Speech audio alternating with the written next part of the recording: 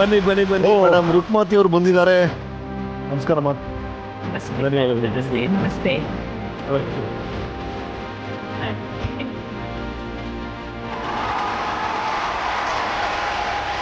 So ಈ ಸರಳ ವಿವಾಹ ಅನ್ನೋದು ಆ ಕಾಲದಲ್ಲಿ ಹೇಗಾಯ್ತು?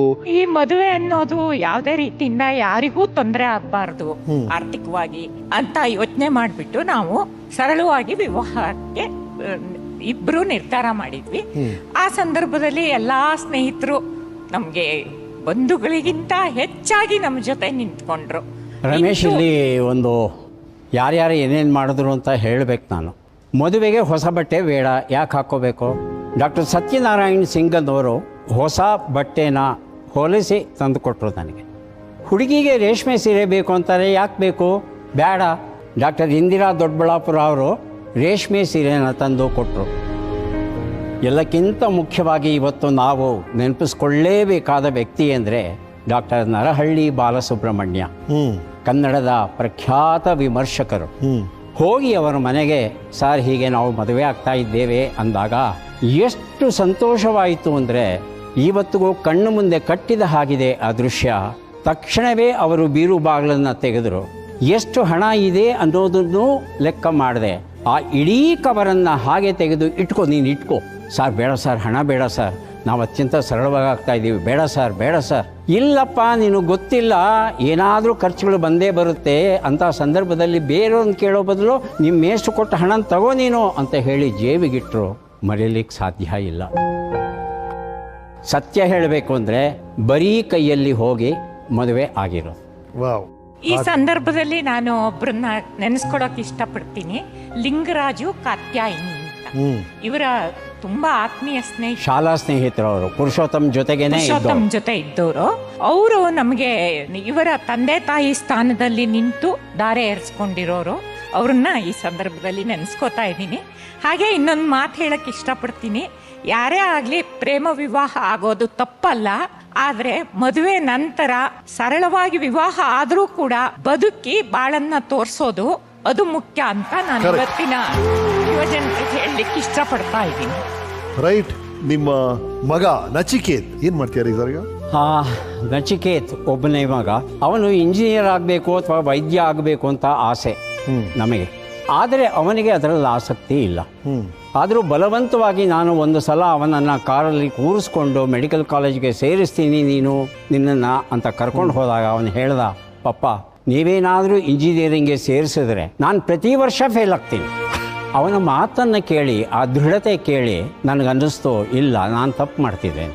ವಾಪಸ್ ಬಂದ್ವಿ. ಆ ಕ್ಷಣವೇ ಅವನಿಗೆ ಸಂಪೂರ್ಣ ಸ್ವಾತಂತ್ರ್ಯ. ನಿನಗೆ ಬೇಕಾದ ವಿಚಾರ ನೀನು ಆಯ್ಕೆ ಮಾಡ್ಕೋಬಹುದು, ಓದಬಹುದು. ಆಗ ಅವನು ಅಡ್ವಾನ್ಸ್ಡ್ ಡಿಪ್ಲೊಮೊ ಇನ್ ಆ್ಯನಿಮೇಷನ್ ಮಾಡ್ದ. ಅವನು ಮಾಡಿ ಆ ಕ್ಷೇತ್ರದಲ್ಲಿ ಒಂದು ಅದ್ಭುತವಾದ ಸಾಧನೆ ಮಾಡ್ದ.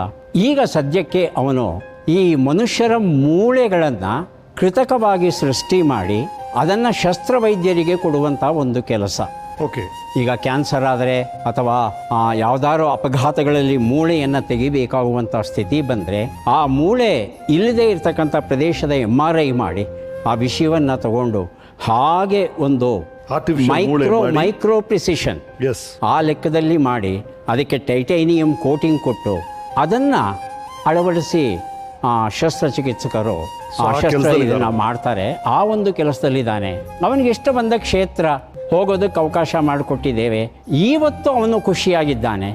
ಯಾವ ಕಾರಣಕ್ಕೂ ನನ್ನನ್ನಾಗಲಿ ಅಮ್ಮನ್ನಾಗಲಿ ಬಯೋ ಹಾಗಿಲ್ಲ. ವಂಡರ್ಫುಲ್. ಅವ್ರೇನು ಹೇಳಿದ್ದಾರೆ ಕೇಳೋಣ. ಒಂದು ಬೈಟ್ ಕಳಿಸಿದ್ದಾರೆ. ಎಸ್ ನಚಿಕೇತ್ ಅವರ ಬೈಟ್ ತೋರಿಸಿ. ಹಲೋ ಪಾಪ, ವೀಕೆಂಡ್ ವಿತ್ ರಮೇಶ್ ಕಾರ್ಯಕ್ರಮದಲ್ಲಿ ಭಾಗವಹಿಸ್ತಿರೋದು ತುಂಬ ಖುಷಿಯಾಗಿದೆ.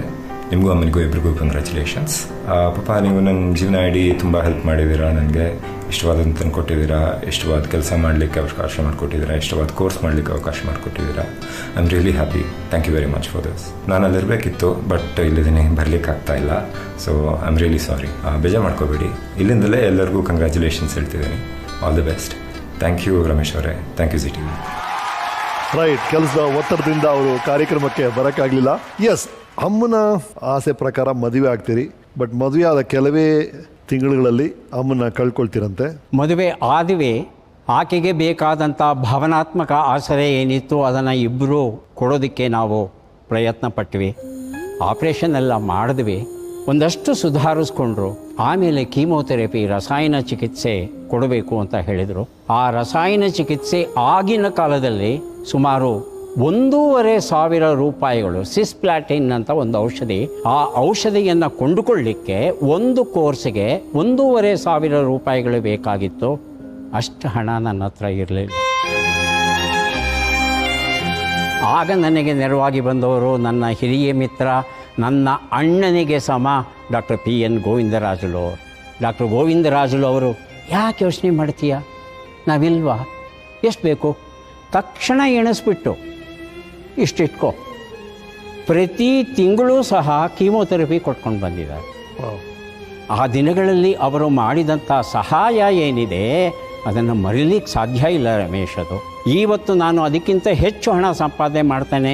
ಈಗ ಗೋವಿಂದರಾಜುಲ ಹತ್ರ ತಗೊಂಡು ಹೋಗಿ ಸಾರ್ ತಗೊಳ್ಳಿ ಹಣ ಅಂತ ಕೊಡಲಿಕ್ಕಾಗುತ್ತಾ? ನಾನು ಸಾಧ್ಯವೇ ಇಲ್ಲ. ಇಲ್ಲಿ ಉಪನಿಷತ್ತಿನ ಒಂದು ಮಾತು ನನಗೆ ನೆನಪಿಗೆ ಬರ್ತಾ ಇದೆ. ಶತಹಸ್ತ ಸಮಾಹಾರ ಸಹಸ್ರಹಸ್ತ ಸಂಕೀರ. 100 ಕೈಗಳಿಂದ ದುಡಿ, 1000 ಕೈಗಳಿಂದ ಹಂಚು. ಪ್ರತಿಯೊಬ್ಬ ಮನುಷ್ಯನೂ ಸಹ ಕಷ್ಟಪಟ್ಟು 100 ಕೈಗಳಿಂದ ದುಡಿದು 1000 ಕೈಗಳಿಂದ ಹಂಚಬೇಕಂತೆ. ನನ್ನ ಬೆನ್ನಿಗೆ 4 ಋಣಗಳು ಇವೆ ಅನ್ನೋದು ನನಗೆ ಗೊತ್ತಿದೆ. ದೈವ ಋಣ, ಪಿತೃ ಋಣ, ಆಚಾರ್ಯ ಋಣ, ಸಮಾಜ ಋಣ. ಈ ಋಣಗಳನ್ನು ತೀರಿಸ್ಕೋಬೇಕು ಮತ್ತು ಉಪನಿಷತ್ತಿನ ಮಾತನ್ನು ನಾನು ಪರಿಪಾಲಿಸಬೇಕು.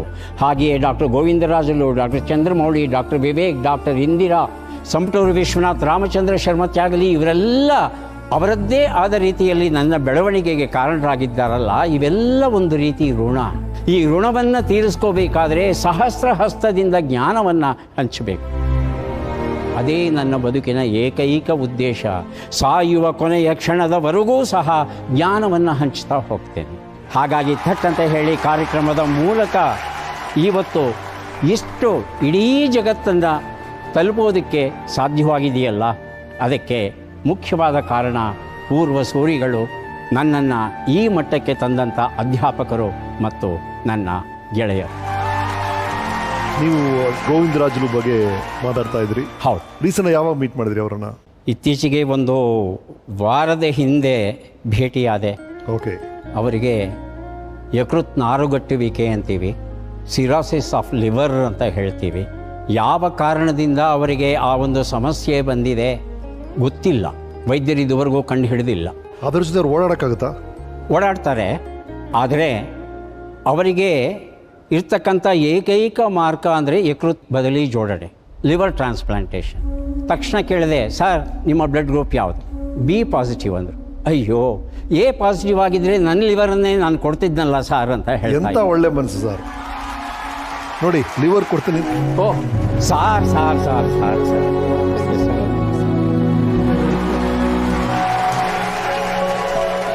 ಲಿವರ್ ಒಂದು ವಿಚಿತ್ರವಾದ ಅಂಗ. ಇದು ಅರ್ಧ ಲಿವರನ್ನು ದಾನವಾಗಿ ಕೊಡ್ತಾರೆ. ಯಾವ ದಾನಿ ಅರ್ಧ ಲಿವರನ್ನು ಕೊಟ್ಬಿಟ್ಟಿದ್ದಾನೋ ಆ ಕೊಟ್ಟಿರ್ತಕ್ಕಂಥ ಉಳಿದ ಲಿವರ್ ಏನಿರುತ್ತೆ ಅದು ಬೆಳ್ಕೊಂಡ್ಬಿಡುತ್ತೆ. ಹೌದು. ಯಾರು ಗ್ರಾಹಿ ರೆಸಿಪಿಯೆಂಟ್ ಅರ್ಧ ಲಿವರನ್ನು ಪಡೆದಿದ್ದಾನೋ ಅದು ಪೂರ್ಣ ಪ್ರಮಾಣದಲ್ಲಿ ಬೆಳ್ಕೊಳ್ಳುತ್ತೆ. ಹಾಗಾಗಿ ಧೈರ್ಯವಾಗಿ ಯಕೃದ್ದಾನವನ್ನು ಮಾಡಬಹುದು, ಹೆದರಬೇಡಿ ಅಂತ ನಾನು ನಮ್ಮ ಜನರಲ್ಲಿ ಕೇಳ್ಕೊತಾ ಇದ್ದೆ. ಬಹಳ ಒಳ್ಳೆ ಸಂದೇಶ ಕೊಟ್ಟಿದ್ರಿ. ರೈಟ್ ಸರ್, ನೀವು ಮಾಡಿದಂಥ ಆರ್ಥಿಕ ಬೆಂಬಲದ ಬಗ್ಗೆ ಸರ್ ಹೇಳ್ತಾ ಇದ್ರು ಈಗ ತಾನೇ, ನಿಮ್ಮ ಋಣ ಹೇಗೆ ತೀರಿಸೋದು ಅಂತ. ಋಣ ಅಂತಲ್ಲ, ಇದು ಸ್ನೇಹ, ಫ್ರೆಂಡ್ಶಿಪ್ಪಲ್ಲಿ ನಾನು ಅವ್ರಿಗಾಗಬೇಕು, ಅವ್ರು ನನಗಾಗಬೇಕು. ಬ್ಯೂಟಿಫುಲ್. ಅಷ್ಟೇ. ಅದಕ್ಕೂ ಮೀರಿ ನಾವೇನಾದರೂ ಎಕ್ಸ್ಪೆಕ್ಟ್ ಮಾಡಿದ್ರೆ ಅದು ತಪ್ಪಾಗುತ್ತೆ ಸರ್.